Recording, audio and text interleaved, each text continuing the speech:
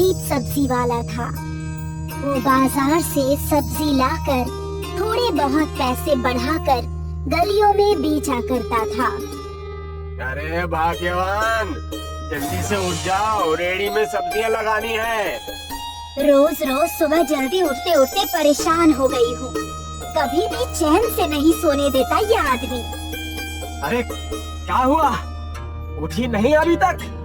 आ रही हूँ, रुको तो जरा। सुबह सुबह चिल्लाना शुरू कर देते हो बस। अरे तुझे सुबह उठने में इतना आलस काहे आता है?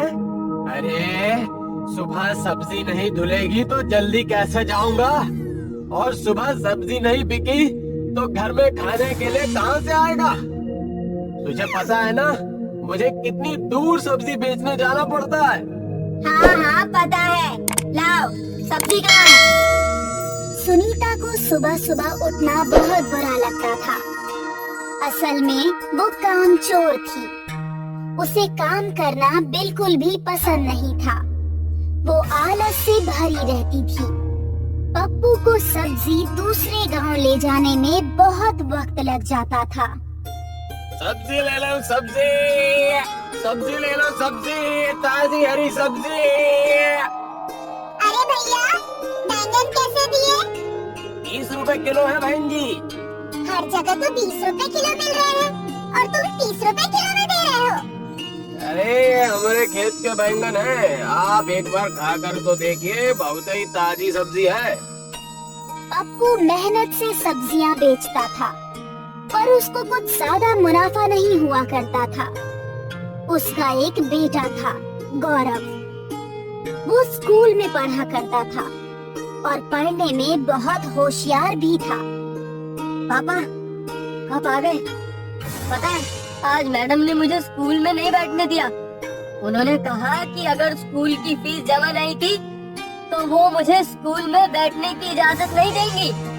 अरे तू चिंता मत कर बचवा, मैं कहीं ना कहीं से इंतजाम करके तेरे स्कूल की फीस भर दूंगा, ठीक है? बेकार में झूठा दिलासा क्यों दे रहे हो बच्चे को? ये सब जानते हैं कि हमारे घर के हालात कैसे हैं। तुम्हें इतनी दूर सब्जी बेचने जाना पड़ता है और बचता क्या है? कुछ भी नहीं। मेहनत लगती है वो अलग। अरे हमारा बेटा पढ़ने में बहुत ही होशियार है, इसको स्कूल में पढ़ने से कोई नहीं रोक सकता। तुम यहीं रुको, हम गौरव की फीस का इंतजाम करके आता हूँ। पर खाना तो खाकर जाओ। अरे रुको, मैं आकर खा लूंगा। पहले मैं पैसों का जुगाड़ करके आता हूँ जरा। पप्पू घर से उदास होकर निकल जाता है, परंतु उसको पता नहीं होता कि वो पैसों का जुगाड़ करेगा भी तो कैसे करेगा। वो सोचता हुआ जा ही रहा था, तभी एक बाइक सवार उसको टक्कर मारकर चला जाता है। सुनीता और गौरव हॉस्पिटल पहुंचते हैं, जहां पर पप्पू बेड पर लेटा हुआ होता है। उसको बहुत चोटें आई थी, जिन्हें देखकर गौरव रोने लगता है। अरे अरे अरे नहीं मेरे बेटे, रो मत, मैं जल्दी ठीक हो जाऊंगा, चिंता मत कर। आपको बहुत चोट लगी है, अभी तो आपको ठीक होने में वक्त लगेगा। हाँ बस यही चिंता है, अभी तो मैं सही से उठ भी नहीं सकता, तो मेरी सब्जियां कौन बेचेगा? घर की जमा पूंजी पप्पू के इलाज में लग जाती है। अब सवाल उठता है कि सब्जियों को कैसे बेचा जाए। जब पप्पू और सुनीता घर में व्यस्त थे, तब गौरव पप्पू की रेहड़ी पर घर में रखी हुई सब्जियों को रखकर बेचने के लिए चल पड़ता है। वो जब रास्ते में जा रहा था तो उसकी रेहड़ी एक पत्थर से टकरा जाती है और वो टूट जाती है। अरे ये क्या हो गया? एक रेहड़ी थी वो भी टूट गई। अब मैं ये सब्जियां कैसे बेचूंगा? घर की हालत ऐसी नहीं है कि इस रेहड़ी को ठीक कराया जाए। यही सोचकर गौरव रोए जा रहा था, तभी उसके सामने एक कार आती है जो कि बहुत ही स्पीड में थी और वो एक पेड़ से जाकर टकरा जाती है। गौरव ने जाकर देखा तो वहाँ एक आदमी जख्मी पड़ा हुआ था। अरे, इस आदमी का तो एक्सीडेंट हो गया। इसको तो मेरी मदद की जरूरत है। मुझे इसकी मदद करनी चाहिए। गौरव अपने पास रखे अंगोछे से उसके सिर पर पट्टी कर देता है और अपने पास रखे पानी को उसे पिलाता है, जिसकी वजह से उस आदमी को होश आ जाता है। तुमने मेरी बहुत मदद की। तुम चाहते तो मुझे और लोगों की तरह छोड़कर जा सकते थे, पर तुमने ऐसा नहीं किया। कौन हो तुम?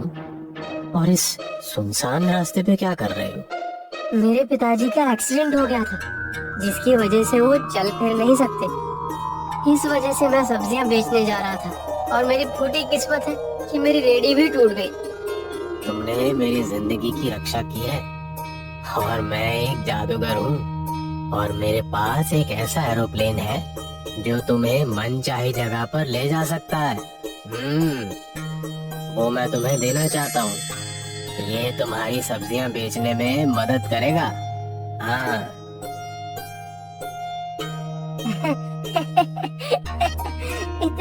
इतना छोटा सा एरोप्लेन भला मेरी क्या मदद करेगा? अरे बेटा, ये कोई मामूली एरोप्लेन नहीं है। इसको तुम जब चाहो बड़ा कर सकते हो और जब चाहे छोटा कर सकते हो। और यही नहीं, इसको अपनी इच्छा अनुसार चला भी सकते हो। हाँ? क्या ये सच में जादुई है? हाँ। तो ठीक है, पहले मैं तुम्हें तुम्हारे घर पहुंचा कर आता हूँ।